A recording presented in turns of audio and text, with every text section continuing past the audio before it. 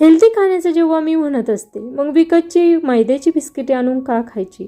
तर आज आपण ही घरच्या घरी अगदी अचूक साहित्य प्रमाण सांगून घाई न करता सविस्तर स्टेप बाय स्टेप ही गव्हाच्या पिठाची बिस्किटे बनवली. ही बिस्किटे तोंडात टाकताच विरघळणारी आणि अगदी खुसखुशीत झालेली. मी तर म्हणेल तुमच्या घरात लहान मुले असेल किंवा तुमची मुले हॉस्टेल असेल तर अशा पद्धतीचे बिस्किटे बनवून तुम्ही 15 दिवसासाठी स्टोअर नक्कीच करून ठेवा. अगदी छान हेल्दी रेसिपी आहे आणि तुमची रेसिपी पहिल्याच प्रयत्नात अशा पद्धतीची परफेक्ट होणार याची मी खात्री देते. आणि हो, अशाच भरपूर टिप्स आहेत. वर्षभर एकही दिवस सुट्टी न घेता दररोज दुपारी 12 वाजता हेल्दी रेसिपी शिकायची असतील तर चॅनलला आत्ताच सबस्क्राईब करून ठेवा.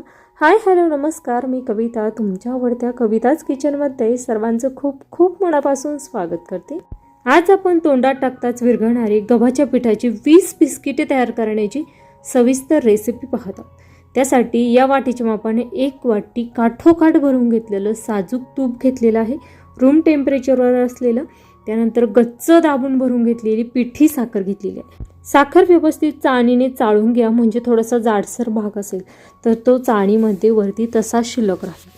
ही एक महत्त्वाची आणि पहिली टिप्स आहे. अशा आपण एकूण 5 ते 7 महत्त्वाच्या टिप्स पाहणार आहोत, जेणेकरून तुमचे बिस्किटं अजिबातही चुकणार नाही. या ठिकाणी तुपाचं प्रमाण मात्र तुम्हाला कमी अधिक करायचं नाही. तुपाचं आणि बिस्किटं सांगितलेलं प्रत्येक साहित्य प्रमाण हे तेवढंच घ्यायचं आहे, तरच तुमचे बिस्किटे परफेक्ट होणार आहे.